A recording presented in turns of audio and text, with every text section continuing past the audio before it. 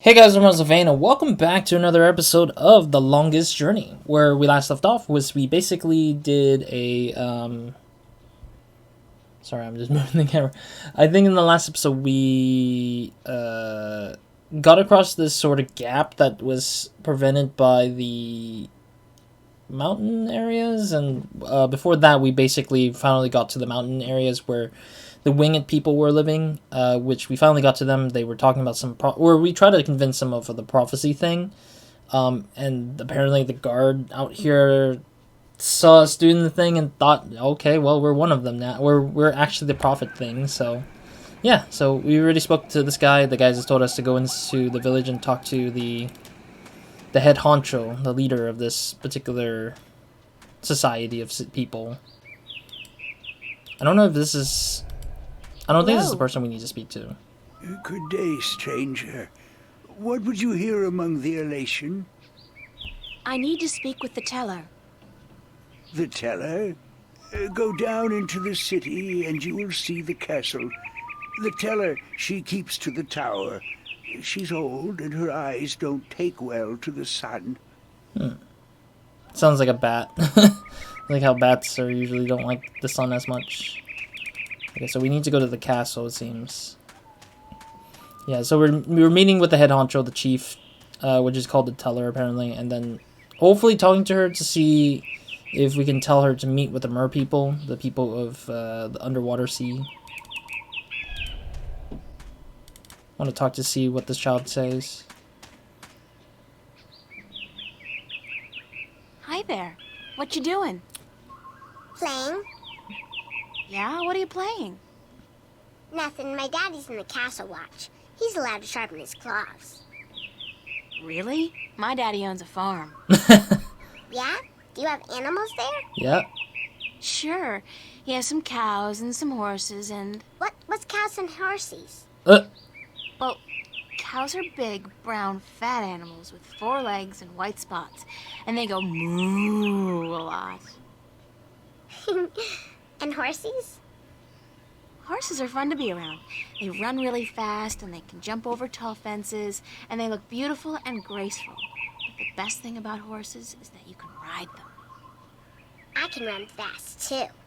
But I can't fly yet. My wings aren't fully formed. But when I grow up, I'll fly far away and see everything. I'll go see our horses. That would be nice. My name's April. What's yours? Saina, will you be my friend, April? Saina. Of course, Saina, as long as you promise to be my friend. Oh. I promise. Okay, so I guess this character, the little Saina, is kind of like a sort of like a sidetracked expose, like a little bit of like an information gathering character. Gives us a little bit of information about what this village is all about, I guess. It's really interesting though. Where are the other children in your village? Yeah. Oh, they're in school now. Wait, what? And why aren't you in school? Not old enough, maybe? Because I'm ahead of everyone else. Oh. I'm really smart, you know. I'm the only youngling to have learned the first tale this soon. So some days, I get to do what I want. It's a little boring, though. I wish I was in school. At least there I could sing and play and jump around with all the other children. I guess that's the beauty of being smarter than everyone. But I feel like usually when the kids are ahead, they usually have more things they want to do, I guess, somehow. Rather than sit around and do nothing, honestly. Do you know where the teller lives? Over there in the castle tower. My daddy's watching the entrance so that only nice people can get in. Ah. Do you think he'll let me in? No. I don't know if you're nice, but you have to ask my daddy. Oh, okay. Why don't you go to school anyway? Because they say I would just distract the other children who are still learning their first tales. It's not fair. I mean, I get to play by myself and everything, but that's not fun all day. And my mommy's working on her pottery at home, and she doesn't want me disturbing her because she might make a mistake. Oof. But the day after tomorrow, I get to go back to school, because then we're going to learn some more flying lessons. They're always a lot of fun, and I'm getting pretty good at that too. I bet. I wish I had wings like you do. Yeah. Yes, they're very good to have when you fly. Have fun, Saina. Are you leaving? Yes, I'm sorry, but there are some things I have to do. Yeah. Grown-ups are always too busy. I mean, Saina's gonna be a grown-up one day as well, and she'll be just as busy as any other person. I mean, I'm not surprised if everyone's busy when they get older, because everyone has things to do. Wait, who's this? Oh, is this the mom, I'm guessing? Or maybe not. Let's see. Be careful, don't come too close. I'm almost done with this pot. Yeah, it's probably the mom. Sorry. Are you here to buy pottery? I didn't think traders were allowed up here. No, I came to speak with your teller. Really? I didn't know the teller spoke with anyone from the outside. You must be a very special girl. Supposedly. My name's April, by the way. Nima is my name. Nima of Ta'ama. The only Elation village on Elace. I like your pottery. I like your pottery. It's our craft. That and storytelling. But storytelling can't buy merchandise or food. Very true. I know a lot of people who live by telling stories, although I guess that's kind of different. They are lucky then. Not that I don't enjoy making pottery. It's good to feel the wet clay between my claws, to shape it into whatever I wish. It's almost like creating a new life, I think. I don't have a husband yet, so I haven't tried. Have you? Do you have a husband and children? Neither, thank God. I don't think I'm ready for that yet. Oof. I was 18 turnings this spring. I'm ready for a husband, but I've yet to court anyone who could make me soar on the winds. I think the men of Ta'ama are dull and timid. Oof. What about the guard on the road below the village? He's our age, isn't he? Isam? He's quite pretty, and his wings are big, but I don't think he likes me. He never looks at me or talks to me. That doesn't mean anything. He could just be shy. Yeah. Maybe you could talk to him, find out who he likes, but don't say I sent you. Of course. Sure, I can do that. Thank you, April. Thank you, Nima. You're welcome, April. Interesting. So there's some sort of like relationship thing going on there that we can kind of get involved with somehow. That's hilarious, though.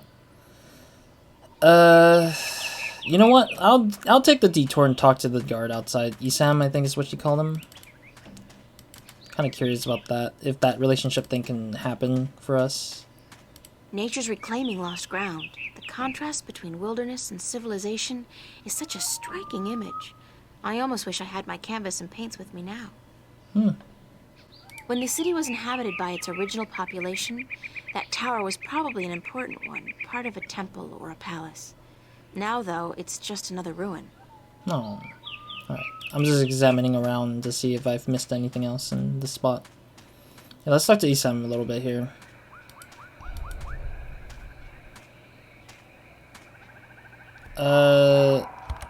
So, Isam, that's your name, isn't it?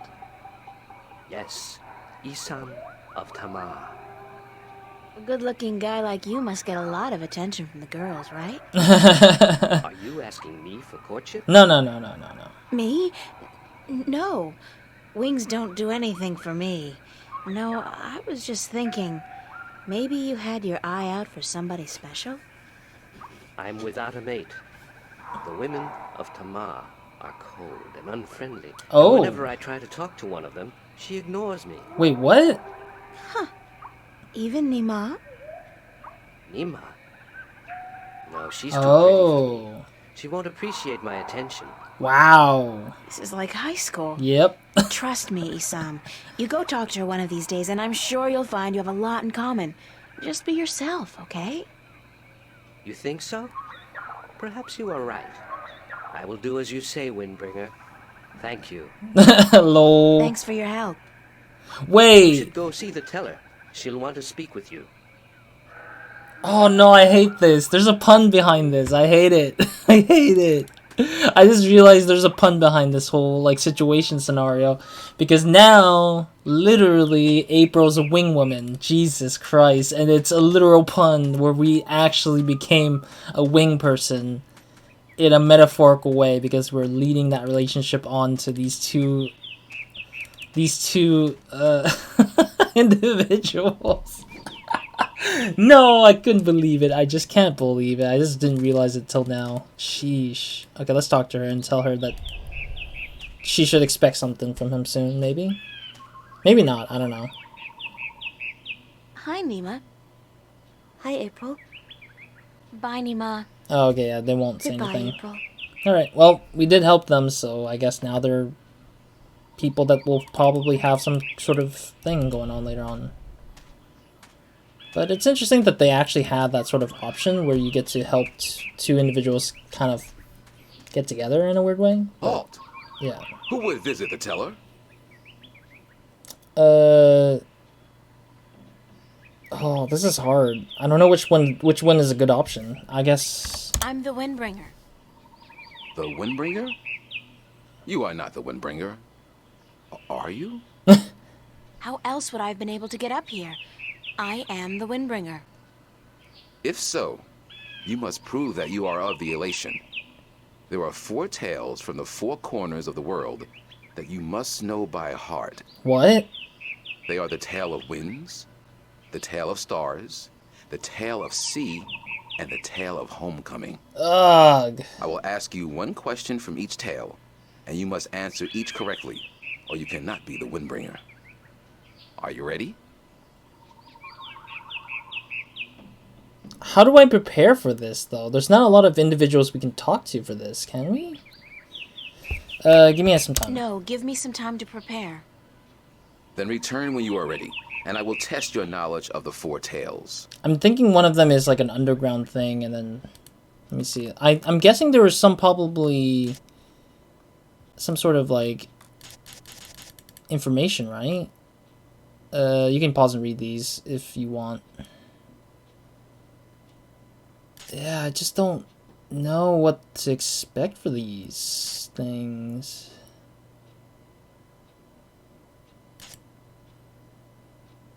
Water Stiller, Latian. No. Captured, kidnapped, abducted. Merman. Okay, so there's nothing to it here. There should have been like a sort of like documentation thing somewhere, maybe? No, that's quitting. I don't want to quit. Amazingly enough, I still have my diary and it's still in one piece. No, I don't need to grab my diary here. Man, what a... Oh, okay, you know what? I'll attempt it, but then it's gonna be rough for me because I don't know what the questions would be. Are you ready for the questions now? I'll try it. I'm probably gonna get most of them wrong. Yes, ask me the questions. In the Tale of Winds, which mountain did Iwana fall from in her vain attempt to fly higher and further than anyone else? Mount... Oh, Kilimanjaro, right? Mount Kilimanjaro? That is wrong. Oh. Pay attention to the tale that is told to you, and do not return until you know it by heart. Okay. I guess. Is there more places to go that is not in this spot? I actually didn't realize if there's another spot we can head off to talk to... Actually, since she knows her first tale, why don't we ask Sayina about that? Since she knows her first tale, I don't know what that first tale would be. Hi, Sayina. Hi, April. Oh, she actually has the question Do here. you know one of the 4 tales of winds, stars, sea, and homecoming? She should know one of them. Yes, my mommy taught me the tale of the stars. Oh. It's a really pretty story. You want me to tell it? Hell yeah, tell me. Please, Sayina, I would like that very much. Okay. This is my tale, the tale of stars, and I tell it to you in my own words, as it was told to me by my teacher, in her words. Oh, okay. In the small village of Jinjay near the rumbling hills of Onion, there lived a girl called Mona. She was a curious girl, and she would always get in the way of grown elation. Go play somewhere else, they would say to Mona, but she didn't want to play with the other children. She wanted to be where the grown-ups were, see what they were doing, and learn from them. But one day, after getting many complaints from the pottery makers and guardsmen and traders and soldiers in the village, Mona's mother told her that she wasn't to interfere with the grown-ups anymore. Oh. And that instead, she could go play with the other children, or sit still and draw or work with clay. But Mona was always curious, and now, since she wasn't to be among the grown elation anymore, she decided to go exploring the forest that lay just outside of the village of Jinjay. She had many times been forbidden to enter the forest because it could be a dangerous place, but Mona was very curious. Of course, she wasn't planning on going far into the forest, but then her eye caught sight of a white flufftail hopping through the tall grass, and Mona, curious as ever, gave chase. The flufftail ran away into the forest, and Mona followed, blind to where she was going and interested only in catching the white flufftail so that she could keep it as a pet. But then, after a good while, the flufftail disappeared into a hole in the ground, leaving Mona alone in a small clearing, somewhere deep inside the forest. She was exhausted after running after the flufftail for so long, and as she looked around the clearing at the unfamiliar trees and flowers, she realized that she hadn't been paying attention to where she was going. Not for the first time, her curiosity had gotten the better of her, but this time it was serious. Mona was too young to fly, and she had very little sense of direction, and chasing the white flufftail had made her dizzy and tired. It was getting darker, and Mona was all alone in the deep, dangerous forest, too sleepy and too scared to be able to go anywhere. Mona curled up with her wings wrapped around her under the leaves of a tree and began crying. Soon it got really dark, and somewhere, not far away, wolves started howling at the moon.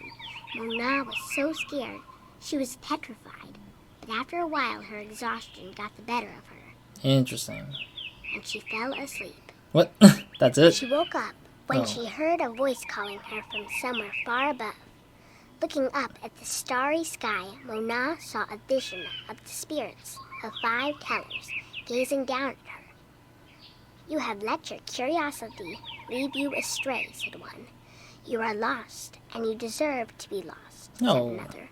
"Poor little girl," said a third. "We will help you home," said a fourth. "But remember this," said the 5th spirit. "We will lead you back to your village and to your mother only if you promise us one thing." "I promise," said Mona. "Whatever it is, I promise I will do it." "Very well," said the 1st spirit. "You will make the story of this night into your own tale, and you will call it Tale of Stars." What? "It will be a tale to warn the curious to be careful," continued the 3rd spirit, "and to not let their curiosity get the better of them. And," said the 2nd spirit, "to remind the elation that the spirits of their tellers watch out for them when they most need it."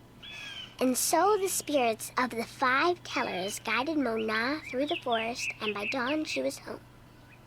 And Mona did tell her tale, the Tale of Stars, to everyone in the village, so that everyone would remember that the curious must be cautious, and that the spirits of the tellers are always watching. Interesting. This was my tale, the Tale of Stars, and I told it in my own words as my teacher did to me. That was a beautiful tale, Saina. Pretty long tail, though. Thank you. Bye-bye, Saina. You're leaving again? I wish you could stay. Me too, Saina, believe me. Yeah, we just needed some information. Alright, so the Tale of the Stars, I think the fluff tail is going to be the answer to whatever that question the guy's going to, her father's going to throw at me. But the one information I'm looking for is the tale of... I forgot what the tale was that I needed to know. I know the stars now, but I don't remember what the other 3 were. Okay, I think it was the wind. I'm guessing there's a reason why there's 4 NPCs that are available to us to just meet up with. Because each one probably has their own tales to talk about, I guess. Let's see, what time is it? We still got some time. I'll probably talk to Nima and see what she has to say about, like, if she has a tale we can kind of talk to her about. Hi, Nima. Hi, April. Alright, yeah, there it is. Yeah, we need the winds first, because the winds Do is you the know one first of one. the 4 tales of winds, stars, sea, and homecoming? I had to learn the tale of homecoming. Damn it! It took a long time, but I think I got it now. I'm better with pottery than I am with the tales, unfortunately. That's fine. Do you want to hear it? By all Please. means. Very well.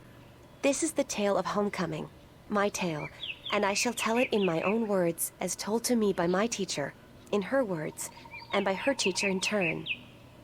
Moran was a handsome young Elation man with strong wings and a hardy beak. He lived below the white cliffs, where the water was salty and the fish plentiful.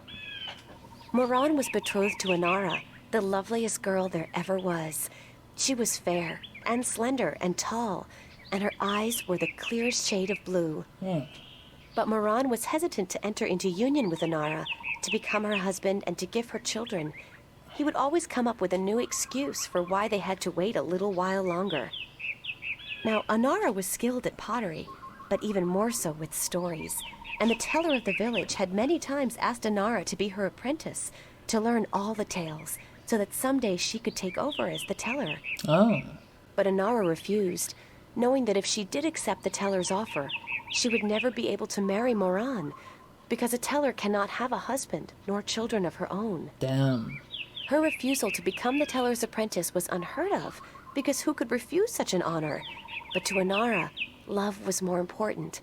Her love for Moran was beyond honor, beyond reason.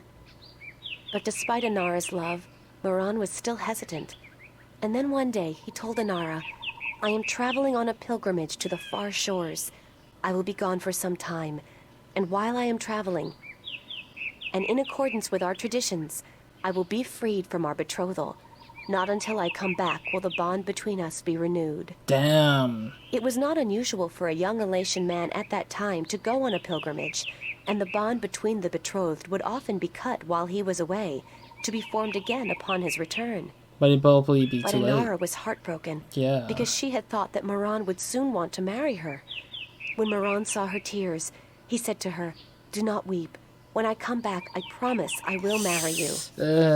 Just wait for me, and stay with your pots, to make the time pass quickly." And then Moran left on his pilgrimage to the far shores. Selfish son of a gun. Many years went by, and Moran had exciting adventures on the far shores. But by and by, he began to long for home, and for Inara. And now he had finally realized that he loved her, and that he wanted to marry her. But when he returned, he could not find Inara amongst the pot makers. He went to visit her family, and they told him that, after waiting for many years, Inara accepted the teller's offer of apprenticeship. I knew it. This guy's an And that idiot. when the teller left on the last wind during the previous winter, Inara herself became the new teller. Oh. Angry, Moran made his way to the teller's nest, and when he saw Inara, he said to her, "You promised me you would wait." But Inara did not say a single word in answer. She just turned around and lifted something wrapped in leaves from the cot behind her and gave it to Moran. Moran unwrapped the package, and inside he found an old pot, cracked and broken in two. "What is this pot?" he asked. "And why did you not wait for me like I asked you to?" And finally Inara spoke, and she said to Moran, "I made this pot for you, my dear Moran, when you left, because I wanted it to be my marriage gift to you. But when many, many years passed, I finally realized that you did not love me the way I loved you, and to live hoping otherwise would be death." Damn. "But I want to marry you," cried Moran. "I came back." But Inara just nodded at the broken pot in Moran's hands and said, "Like an old pot that is left without care, a heart may break in two, and a broken heart can never be mended." Jeez. And so Inara turned away, never to speak with Moran again. And Moran's heart, like the pot that was left untended, broke in two, because absence makes a heart brittle. This was the tale of homecoming, my tale, and I told it in my own words, as told to me by my teacher, and as I will tell it to my student when the time comes. Bye, Nima. Just Goodbye, randomly. April. No closing thoughts on that, April? Oh, that's kind of disgustingly sad. But also, yeah, that is depressing though. That moron, oh my gosh, I hate the fact that his name is Moron as well. But that moron literally was a moron. I'm so sad. Oh no, that's so depressing that he just left thinking that. I mean, it is a real lesson though, I feel like. The curiosity thing is it feels more like a kid's tale, obviously, but this heartbroken thing feels more adult and mature, I feel like, in terms of like the sort of like tale. I don't think it's something a kid would want to care about because they don't have that complexity in mind, but this is for like teenagers and above that are like, when it comes to like love, you know. But then there's that tricky thing is that love is not always an end all be all kind of thing.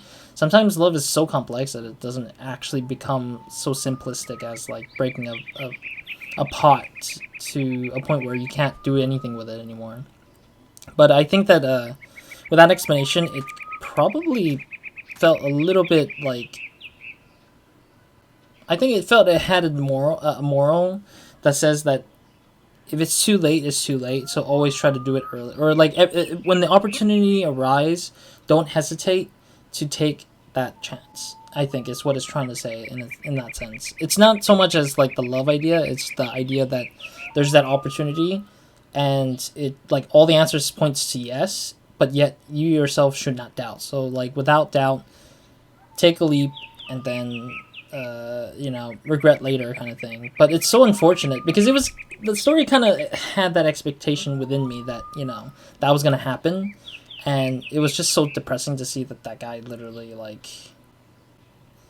Bro, like, I knew immediately, like, he was just, like... He was not gonna have her at the end of it. Either she is, gone from the world, or she's just, like, actually took the chance to be a teller. Because she was going to sacrifice her opportunities to be a teller to do whatever, but unfortunately fate kind of tied that together for them, unfortunately. Let's see what this is. Do you know one of the 4 tales of winds, stars, sea, and homecoming? No options. Mine is the tale of sea. Why does everyone get everything else but not telling the it to wind? me? I would be happy to do so. This is the tale of sea, told in my own words, as it was told to me by my teacher in his words, and to him by his teacher in his words. All right. This was a very, very long time ago, when the Elation were a strong people, and we could spend days riding the hot winds above the seas. We hunted fish then, and we were at war with the Merum. Oh. The Wet-tails. Achilles was one of the strongest warriors there was. His claws were sharp and long, his beak pointy, and his teeth strong. Achilles was admired by everyone in his clan, and because of this, he was cocky and arrogant. So one day, the teller of Achilles' city asked him to perform a very important and very special duty: to bring a sacred jewel to the teller of an Elation town across the sea. This particular jewel was very important because it signified a union between the 2 towns, and it would benefit the people of both that it was delivered safely and promptly. Achilles grinned and told the teller that he would deliver the jewel both quickly and safely, and that she was not to worry. But the teller did worry, because Achilles was young and too sure of himself. But she wanted to test him, and to teach him that sharp claws, a pointy beak, and strong teeth are not all a warrior needs. That a warrior must also be wise and careful. Another cautious tale. So Achilles set out across the sea on his flight. It was on the 4th day that he spotted something in the water that caught his attention.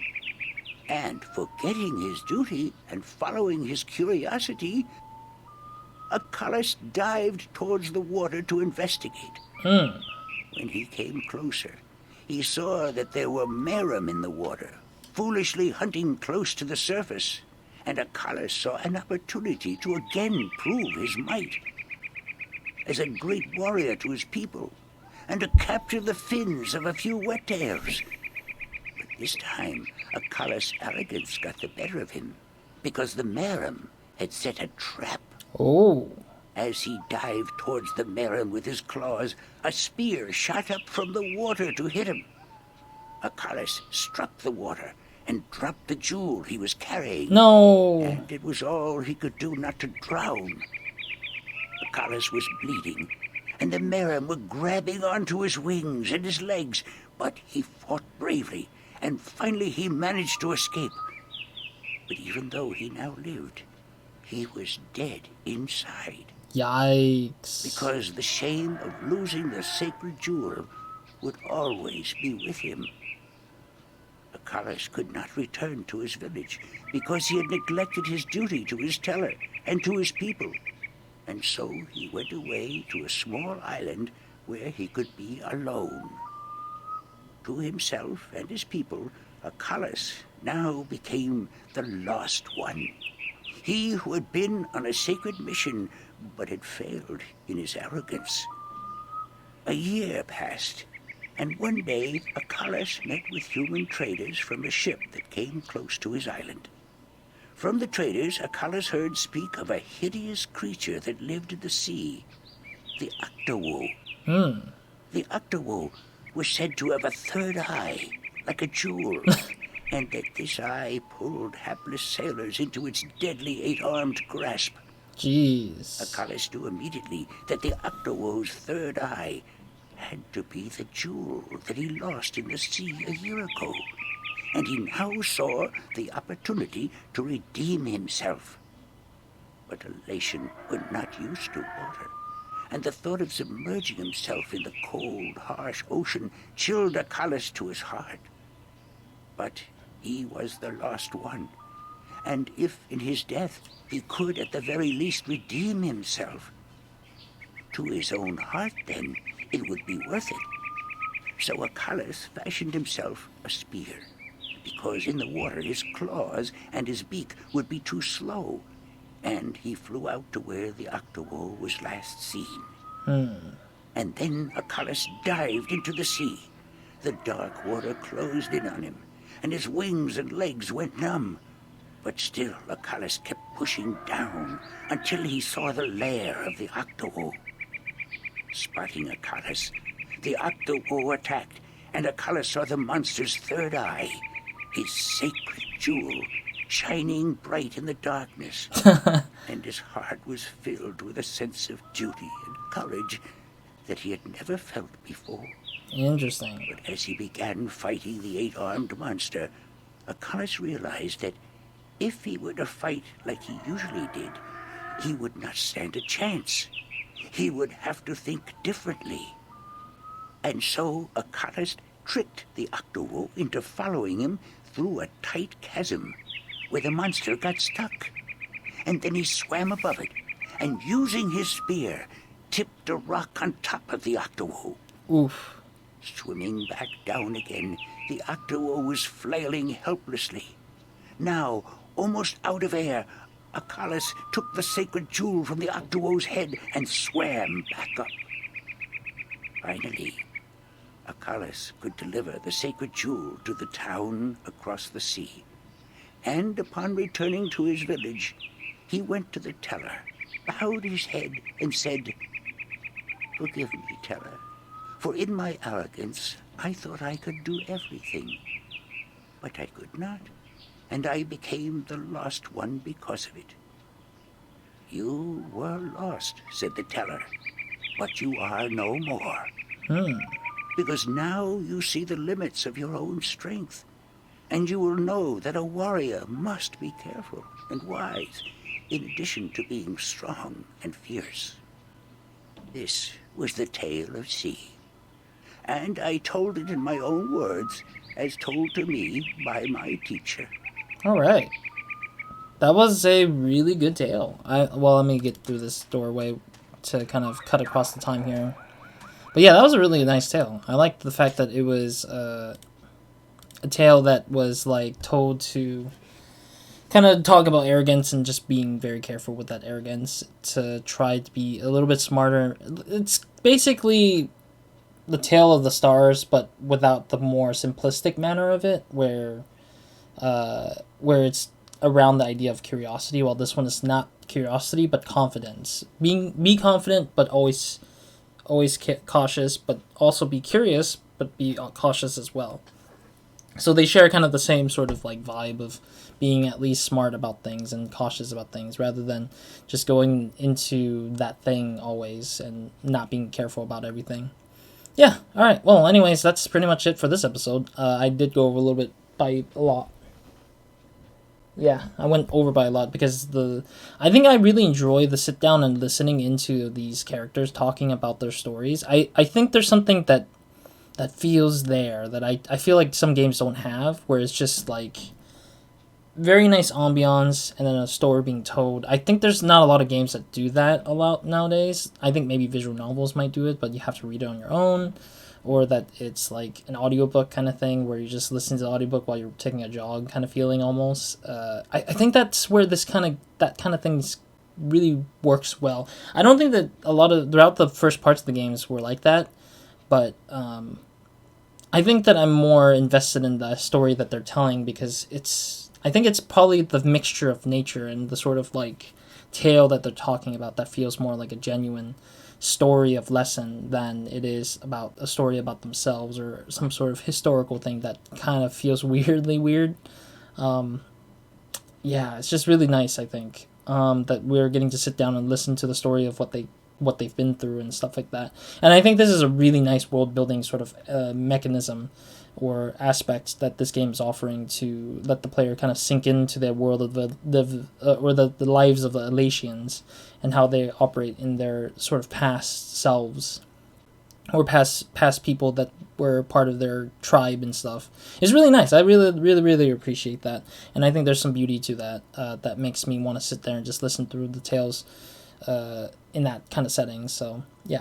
Anyways, next episode we'll continue this tale talk. We'll listen to this guy. He's the one with the wind, freaking Tale of the Wind, which I freaking hate that the last guy was the one who had the answer I need to talk to the father or the gatekeeper, but it's whatever it is. So we'll listen in on that in the next episode, and then I will probably, if I forgot something in terms of like what the answer would be for the other three tales, I will probably look them up if I forget them, but I'm hoping I don't forget any of them. I think so far their lessons have been pretty apparent in my head, so I don't think they should be easily lost, but if there is, then I guess that's how it is, I guess. Otherwise, that's it for this episode, and yeah, that's it for this particular thing. So, other than that, Roz, out.